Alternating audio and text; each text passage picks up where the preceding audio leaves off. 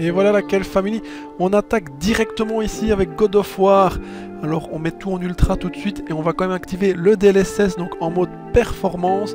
Et alors là, voilà, clairement c'est super sympa, on a quand même plus de 50 FPS ici avec la carte d'entrée de gamme sur le dernier jeu de God of War ici. Tout de suite, ça fonctionne super bien.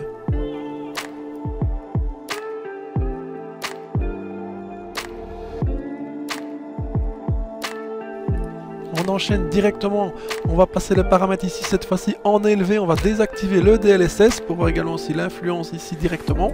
Et alors là, on voit tout de suite que la carte s'en sort encore super bien, en détail quand même élevé, je le rappelle. Donc on est à plus de 60 FPS, voilà 67 FPS, ça fonctionne très bien. Donc si vous activez le DLSS, on va encore gagner des FPS là-dessus.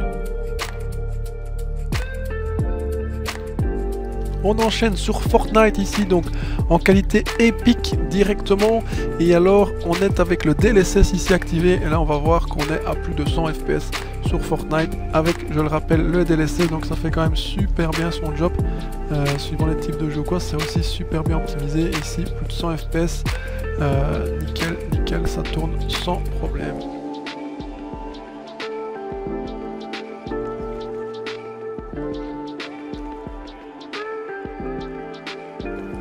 On garde les détails ici, donc full epic. De nouveau, on va simplement désactiver le DLSS, voir l'impact. Et ici sur Fortnite, on voit quand même l'impact est assez important. On va quand même être de nouveau dans des bonnes conditions. Hein. Vous allez voir un 70, 90 FPS, mais alors on voit qu'avec le DLSS, on a quand même plus de 30 FPS de différence. C'est quand même assez énorme sur ce jeu.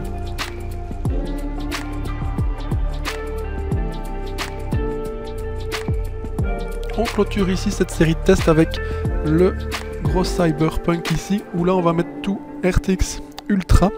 Et alors on va mettre le DLSS ici dans cette première vidéo. Et on va voir que ici quand même pour un gros titre, parce que c'est quand même assez gourmand Cyberpunk, faut bien le reconnaître.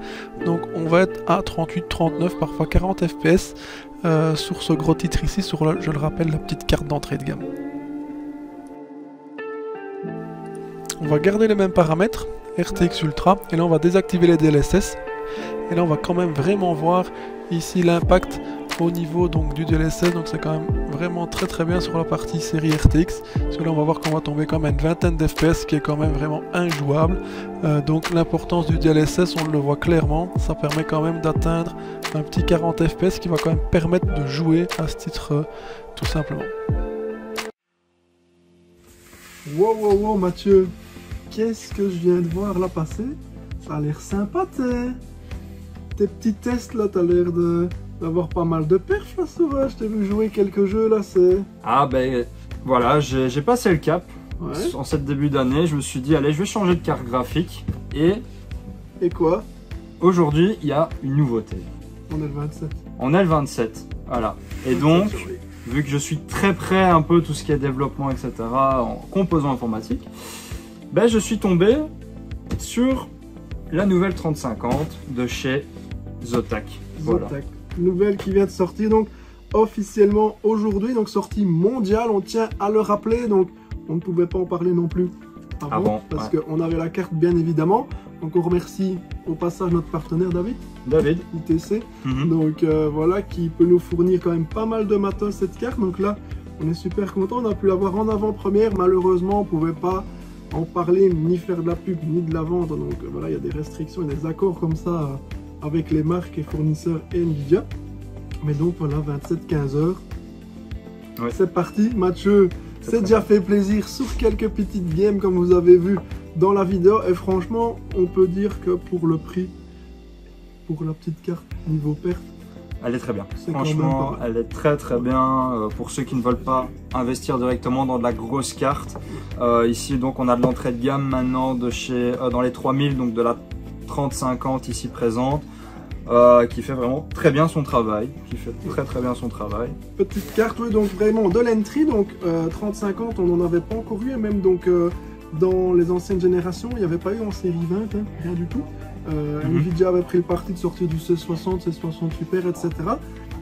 Qui fonctionnait très bien, attention, parce que si on la compare, on va dire ok, c'est comparable à une 1660, 1660 Super, presque une TI, mais bon, on n'en est pas encore là. Par contre, grosse différence, on va quand même avoir tout ce qui est effet RTX.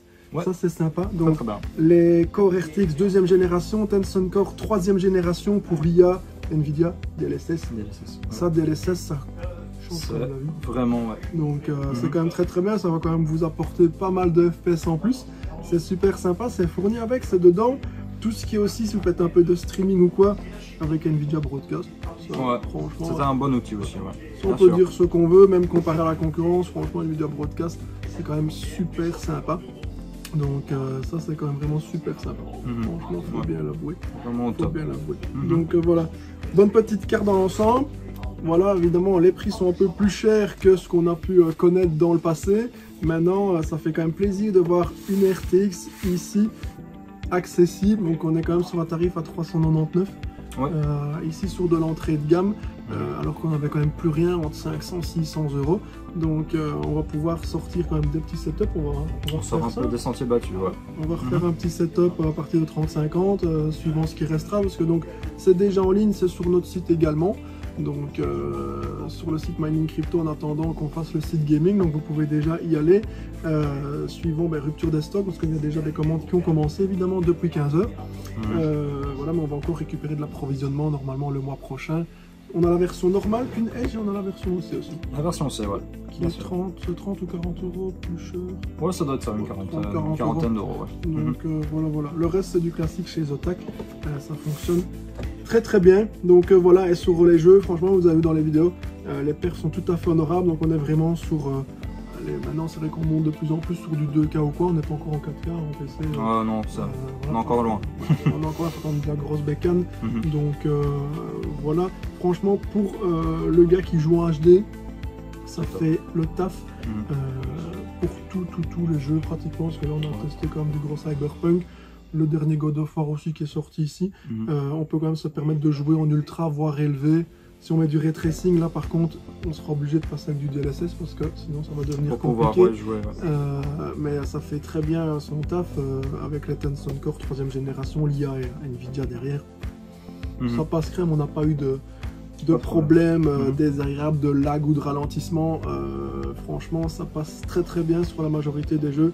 Apex, Fortnite aussi. Ça roule. Pour les classiques, il n'y a pas de souci. Donc voilà.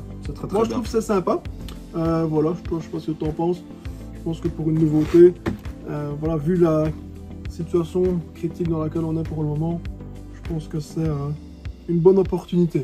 Une bonne opportunité pour tout type de portefeuille, sans trop se ruiner non plus avec les prix actuels des cartes.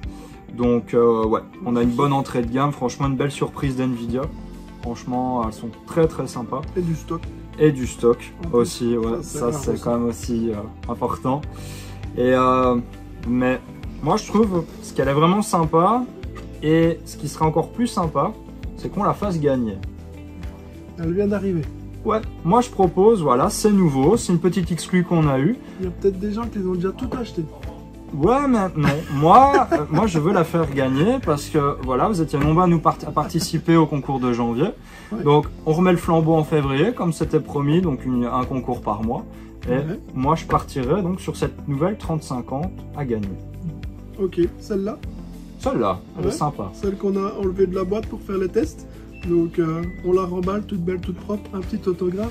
Voilà. De laquelle famille? Je trouve que c'est sympa. Voilà. Eh ben allez, soyons fous. De toute façon, Mathieu, maintenant, vous le voyez sur les vidéos, nous a même proposé de faire des lives ensemble et tout. Soyons fous, Mathieu, il est... Quand je suis là, c'est bon signe. Quand je suis là, c'est bon signe pour vous. Mathieu, quand il est là, voilà, il donne du cadeau, il vide le magasin pour vous. Donc, let's go alors, let's go. Allez, on fait gagner ça pour le concours de février. On sort la vidéo tout de suite. Vous allez avoir les liens dans la description. Donc voilà, je vous pose 2-3 questions comme on a l'habitude de faire sur le gleam.io. Toutes les réponses sont dans la vidéo, il suffit juste de jeter un œil. Abonnez-vous s'il vous plaît, simplement. En masse. Il y en a de plus en plus, en masse. Le petit pouce bleu, des partages, etc. N'hésitez pas, on essaye d'être sur tous les réseaux. Donc voilà, on vous file la nouvelle RTX 3050, la Twin Edge, modèle normal. 400 € valeur là pour le moment. Donc voilà, est-ce que ça va monter, est-ce que ça va descendre, on ne sait pas. En tout cas, voilà, ça c'est cadeau, c'est pour un de vous tout simplement. Et le reste c'est du classique aussi. 3 displays pour un HDMI.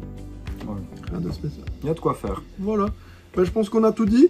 Donc, passez un petit coup sur la chaîne, abonnez-vous, un petit like, un partage. Dans la description, le lien du concours. Comme d'habitude, bim.io, partagez un max sur les réseaux sociaux. Faites toutes les petits trucs pour liker les pages, pour partager booster, les amis, etc. Ouais. Vous aurez donc toutes vos chances, un maximum en tout cas pour le tirage au sort. Et puis voilà, let's go, on met ça en route. Donc j'espère que ça vous a plu. N'hésitez pas à nous suivre. Peut-être préciser aussi donc le tirage au sort. Oui, une date. c'est vrai, je m'en bats, je suis déjà dans le concours là. Le 9 janvier peut-être. Oui, 9 janvier, ça, donc voilà. 10-12 jours, donc mercredi. Mercredi, ouais. C'est ça, le 9, ouais. Mercredi, donc on le mettra aussi dans la description. Et pas encore se tromper comme sur l'autre vidéo, on avait annoncé un jour en moins. Donc voilà, 9 février, ouais, tirage au sort, tu ferais bien de le rappeler Mathieu. Qu'on ferait même en live d'ailleurs. Qu'on fera aussi en live. Ouais. Ouais, on fera un live un peu mieux organisé que le précédent qu'on a fait à l'arrache ici. Mais alors on refera le tirage au sort en live, ça les gens, vous avez bien aimé ça. On nous a parlé aussi beaucoup de foire aux questions. Donc on verra ce qu'on peut faire là-dessus, si on fait un live direct foire aux questions ou si on fait une programmation de foire aux questions, on verra. On peut mettre ça en place. On verra, donc, mais dites-nous un peu ce que vous en pensez, comme je dis toujours, c'est vous qui regardez les vidéos. Donc dites-nous un peu ce que vous voulez, voir ou ne pas voir, ce que vous aimez, ce que vous n'aimez pas. Et nous on s'adapte un petit peu en fonction, on est ouvert à toute proposition pour tests, etc. Donc il n'y a pas de souci de ce côté-là. Donc voilà, tirage au sort 9 février, concours, partage, like, abonnement, un maximum.